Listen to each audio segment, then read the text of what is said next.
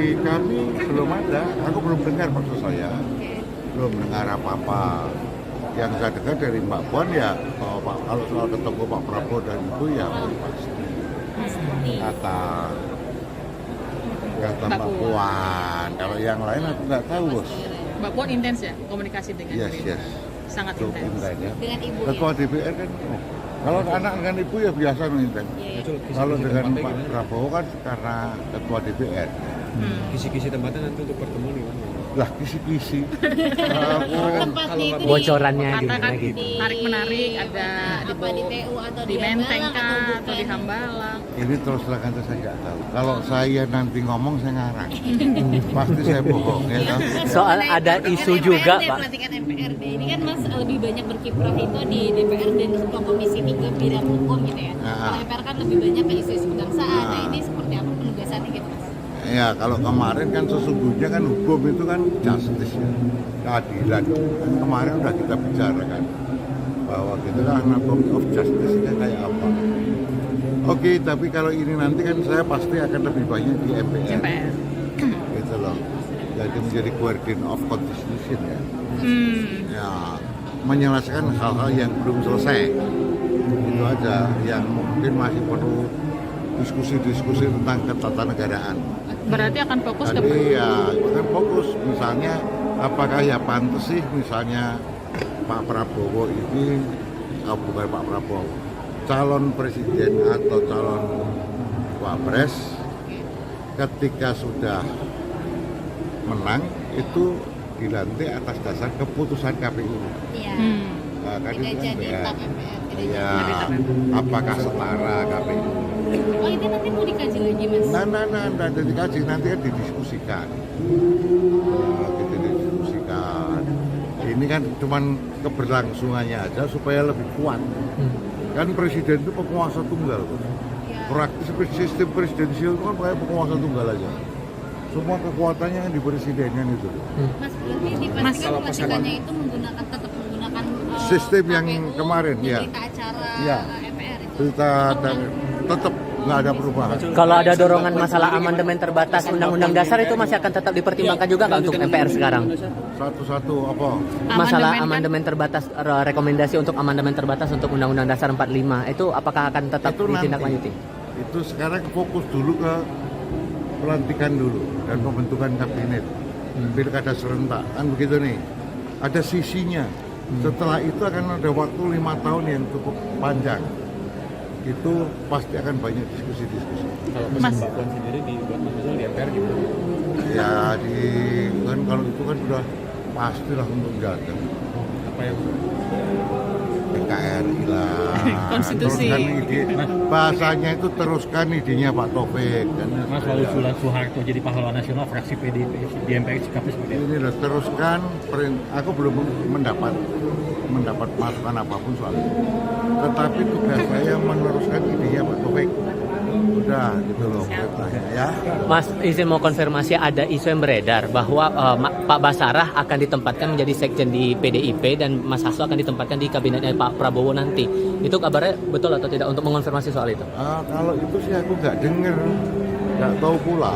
Gitu loh. Nggak dengar, nggak tahu pula. Oke. Kalaupun kemudian ini kan sudah beredar sejak lama begitu, ada kemungkinan kader PDIP akan ditempatkan di kabinetnya Pak Prabowo. Walaupun kemudian belum dapat informasi pasti soal itu. Tapi PDIP menyikapinya gimana kalau ternyata betul ada penempatan kader PDIP di pemerintahan Ikut baru nanti? berandai-andai kepada orang yang tidak tepat pula. Masih berandai-andai dengan orang yang nggak tepat pula kan? Seapa pangkat saya? Kan kalau itu misalnya bahwa nanti ada tawaran masuk ke kabinet misalnya, kan bukan saya kapasitasnya. CC-nya nggak cukup saya. Oke. Berarti belum ada sikap dari DPP soal itu Nah, berarti kalau ya? soal itu kan kita juga nggak ngerti. Ya.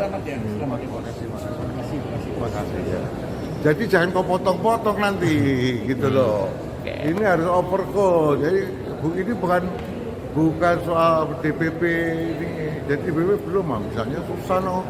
Jadi ginilah intinya supaya kau tidak potong-potong aku nanti aku malah kena urusan. Oke. Kalau dikotanya kepadaku apakah nanti masuk ke pemerintahan atau tidak? Jawaban saya tidak dalam kapasitas menjawab itu. Karena itu adalah kewenangan Ibu Ketua. Oke, clear ya? Siap. Oke, itu aja lah, ayo. Biar Sebenarnya pemerintahan masyarakat mengkhawatirkan DPR ini akan jadi melempem karena undang-undang yang penting yang diharapkan masyarakat itu tidak bisa berjalan seperti para pasang aset. Ini kan diharapkan sekali dulu di zaman Mas Fazrul di Komisi 3 bisa dilakukan dan dikerjakan gitu Mas DPR. Mungkin ada tanggapannya Mas? Tentu setiap habis pelantikan ada harapan-harapan. Harapan aspirasi, harapan rakyat kan banyak.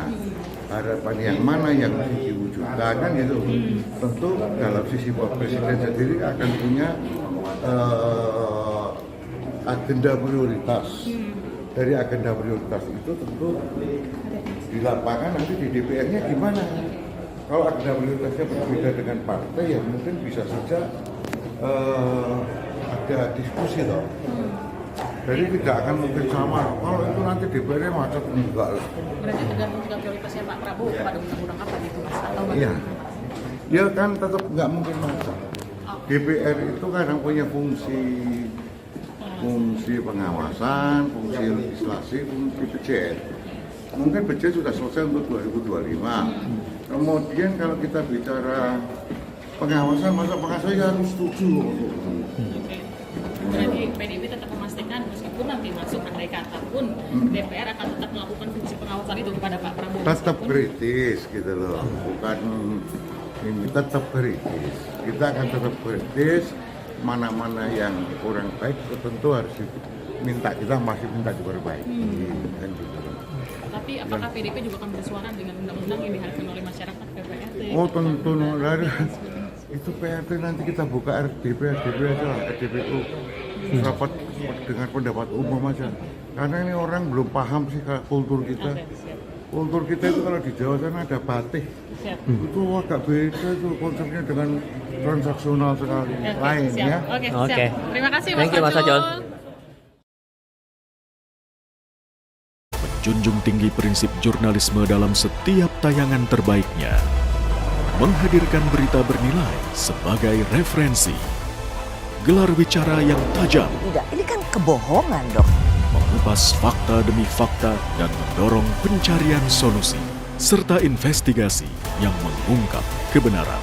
Rosi, Satu Meja, The Forum, Sapa Indonesia Malam. Nilu, ikuti semuanya bersama Kompas TV.